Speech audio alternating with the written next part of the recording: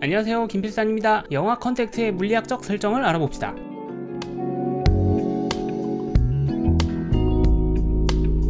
영화의 캐릭터를 보시면 주인공이자 언어학자인 루이즈 뱅크스 그리고 물리학자인 이안 도넬리가 나옵니다. 그런데 루이즈가 외계인이 쓰는 언어를 연구하는 역할로 갖다 쳐도 이안 얘 도대체 영화에서 하는 역할이 뭐죠? 이 캐릭터의 명장면이 있습니다. 막 열심히 빅데이터, 컴퓨터, 그래픽, 시각화, 비주얼라이제이션, GUI를 막 바라보다가 막 열심히 뭔가 계산을 하는 척하다가 뭔가 크게 깨닫고 그래 0.083 이꼴 12분의 1이야 이렇게 외치면서 뛰어나가지 않습니까? 와우 놀랍습니다. 물리학 박사님 이안 도넬리에 의하면 0.083은 12분의 1이었습니다. 애초에 원작 소설에서는 이안은 외계인의 물리학에 대한 사고방식이 우리 인류의 사고방식과는 뭔가 다르다는 것을 처음 발견한 사람으로 나옵니다. 그리고 그게 이 이야기의 결말을 관통하는 주제가 되죠. 제가 영화보다는 소설을 더 재밌게 본 이유입니다. 소설에서 이안 박사는 외계인과 인류의 물리학적 지식 하나하나를 대조해보는 작업을 하면서 그들의 물리학 지식을 조사합니다. 그러던 중에 그들이 인류와는 완전히 다른 사고방식으로 물리학 지식을 발전시켜 나갔다는 것을 알게 되죠. 다행히 그 지식은 완전히 이해 못할 수준은 아니었습니다. 왜냐하면 인류의 물리학에도 두 가지 방식으로 자연의 운동을 서술하는 방법이 있었고 그중 하나가 외계인의 물리학과 비슷했기 때문이에요. 아니 물리학이 두 가지가 있다고요? 난생 처음 이런 얘기를 들어보시는 분이 많을 거라고 생각합니다. 사실 유클리드 기하학 시리즈 마지막 편에 언급드린 적이 있죠. 그때 결론은 뉴턴의 중력 이론과 아인슈타인의 일반 상대성 이론이 완전히 다른 방식으로 질량에 의한 물체의 운동을 기술하고 있다는 점이었습니다. 뉴턴의 이론은 질량이 힘을 발생시킨다는 거고 아인슈타인의 이론은 질량이 공간을 휘어지게 하고 물체는 최단거리 경로를 따라서 이동한다는 거죠. 한 현상을 기술하는 두 가지의 법칙 체계에는 물리학 전체에 대해서 일관적으로 나타나는 놀라운 현상입니다. 아인슈타인이 이런 존나 멋있는 얘기를 했다죠. 우주가 이해 불가능한 것 중 하나는 우주가 이해 가능하다는 것이다. 물론 아인슈타인 말 중에는 그 출처가 불분명한 것들도 많지만 이 말은 출처가 확실함으로 믿을만 합니다. 근데 이보다 더 놀라운 건 뭔지 아십니까? 우주가 이해 가능하다는 것도 놀랍지만 그 이해 가능한 방식이 두 가지라는 겁니다. 첫 번째는 뉴턴의 물리학입니다. F는 ma, 작용 반작용의 법칙, 만류 인력의 법칙이니 하는 것들이죠. 그리고 뉴턴의 방식과 완전히 다른 관점에서 출발하는 최소 작용의 원리가 있습니다. 설마 최소 작용의 원리라는 게 뭔진 몰라도 뉴턴 역학이랑 맞짱 뜨는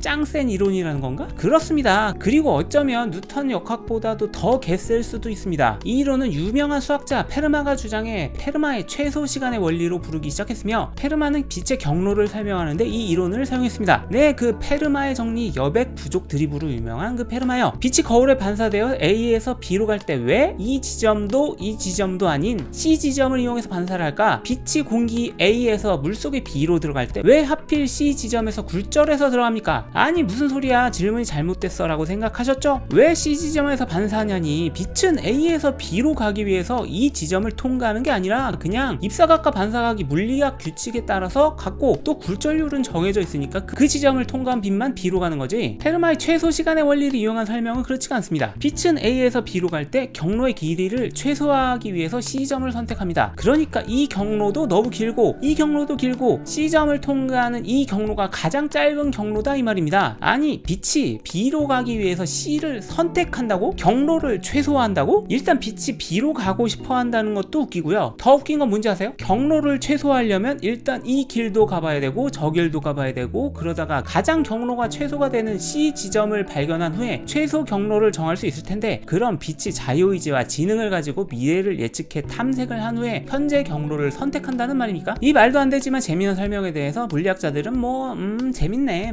그렇게 설명할 수도 있겠네, 참신하네 하는 반응이었죠. 진지한 연구 대상은 아니었습니다. 그러나 나중에 이 페르마의 설명이 물리학에서 진지하게 받아들여지게 되었으니 바로 윌리엄 해밀턴이라는 19세기 물리학자가 해밀턴 역학을 발견하고 나서입니다.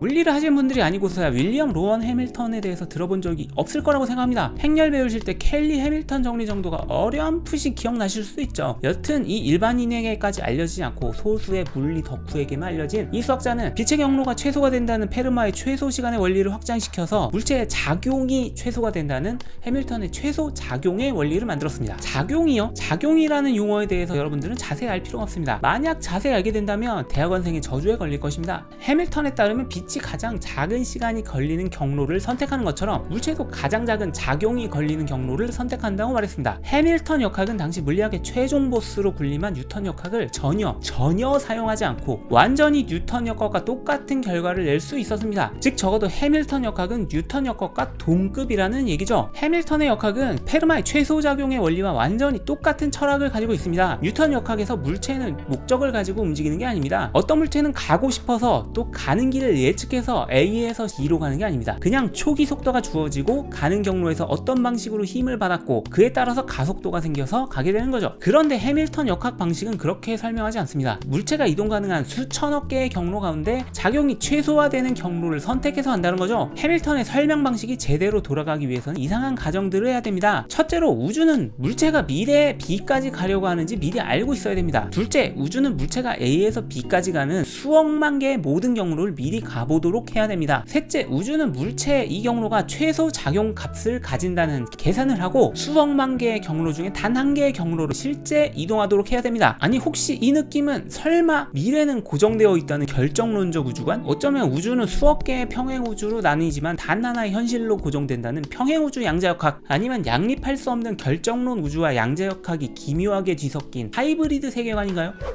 아직 물리학에 대한 설명은 끝나지 않았습니다. 해밀턴 역학은 대양자 시대의 슈레딩거에 의해서 다시 주목받게 되었는데 바로 슈레딩거의 방정식입니다. 슈레딩거가 그의 방정식을 최초로 유도할 때 해밀턴 역학의 철학, 즉 우주는 모든 경로를 조사한 후에 작용을 최소화하는 경로로 현실을 세팅한다는 사실을 이용했습니다. 그리고 바로 이 H가 뜻하는 바가 해밀턴의 고전 역학에서 이용했던 연산자 해밀토니안이죠. 슈레딩거의 방정식은 뉴턴 역학을 부정했습니다. 그렇지만 해밀턴의 역학은 받아들였고 심지어 해밀턴의 최소작용의 원리를 기초로 사용했습니다. 그렇다면 사실 우주 전체를 아우르는 더 근본적인 원리는 뉴턴 역학도 슈레딩거의 양자역학도 아닌 최소작용의 원리라는 거 아닙니까? 이제 양자역학의 최신 이론 파이만의 경로 적분이라는 것에 대해서 말씀드리겠습니다. 리처드 파이만은 최소작용의 원리를 아예 재해석해서 빛이나 입자는 실질적으로 모든 경로를 다 통과한다는 미친 이론을 만들었습니다. 네, 그렇습니다. 우주는 최소의 적용을 하는 경로를 선택해 가지 않습니다. 모든 경로를 선택해 갑니다. 왜냐고요? 입자는 파동이니까요. 그러나 실제로 최소작용을 하는 경로만이 양자적 파동 진폭의 중첩에 의해서 확률적으로 커지고 나머지는 0으로 상쇄됩니다. 파이만 경로적분이라는 이름의 이 이론이야말로 양자역학의 본질은 바로 최소작용의 원리라고 이야기하고 있는 겁니다. 그리고 양자역학의 평행우주 해석과 관측시 하나의 우주로 고정되는 해석도 이런 맥락에서 또다시 새롭게 이해할 수 있습니다. 오늘은 파이만의 광기 어린 이 이론에 대해서 더 설명드리지는 않겠습니다. 중요한 점은 우주를 설명하는 방식이 적어도 2개 이상 있다는 것입니다. 첫 번째, 뉴턴식입니다. 자연은 미래를 모르고 예측하지 않습니다. 이에 해당되는 것이 바로 뉴턴 역학, 그리고 뉴턴의 중력 법칙입니다. 두 번째, 해밀턴식입니다. 자연은 적극적으로 미래를 예측해서 작용이 최소가 되는 길을 찾고 현실을 그에 맞춰서 고정시킵니다. 해밀턴 역학과 슈레딩거와 파인만의 양자역학, 그리고 유클리드 시리즈에서 설명드렸던 일반 상대성 이론입니다. 일반 상대성 이론에 따르면 물체는 질량에 의해 구부러진 공간의 작용이 최소가 되는 경로를 찾아서 이동합니다. 일반 상대성 이론에 따르면 중력이라는 힘은 설명할 필요조차 없어집니다.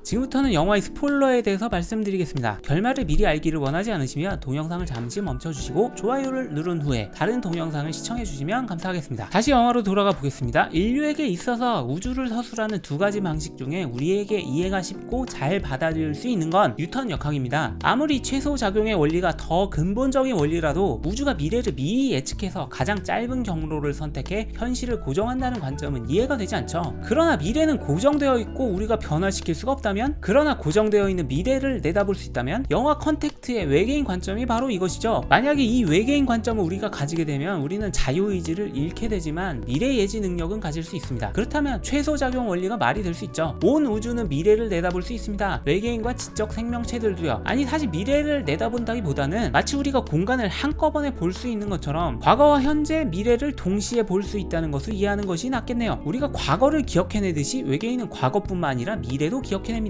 우리의 우주는 과거의 사건, 현재 일어나고 있는 사건, 그리고 미래의 사건들을 동일한 종류로 취급합니다. 과거는 이미 일어난 일, 미래는 아직 일어나지 않은 일이 아닙니다. 과거에 일어난 사건처럼 미래도 이미 일어난 사건이 되는 거죠. 이게 우주의 근본 원리입니다. 그렇습니다. 인류가 이 관점을 취하기 위해서 가장 난관이 되는 것은 바로 자유의지를 가지고 있다는 허황된 믿음입니다. 인류가 생각하는 자유의지란 미래를 바꾸는 능력입니다. 미래는 고정되어 있잖아. 우리에겐 능력이 있다고. 미래를 바꾸는 능력 말이야. 말이야. 그러나 영화에 따르면 미래는 과거와 마찬가지로 고정되어 있습니다. 외계인이든 인류든 과거를 바꿀 수 없는 것처럼 미래 또한 바꿀 수 없습니다. 영화의 주인공 루이즈 뱅크스 박사는 이제 외계인의 언어를 배우고 외계인의 사고방식을 습득하게 됩니다. 그리하여 그녀는 자유의지를 잃은 대신 고정되어 있는 미래를 볼 수 있는 능력을 얻게 되는 것이죠. 그런데 이게 말이 되는 건가요? 인류가 그 외계인의 언어를 배워서 우주의 근본적인 미래 예지 관점을 배울 수가 있습니까? 이건 좀 말이 안 되는 거 아닌가? 이제 다음 시간에 영화의 설정 중에 언어학에 대한 내용, 언어가 사고를 결정한다는 사피어워프 가설에 대해서 말씀드리도록 하겠습니다. 감사합니다. 김필산이었습니다.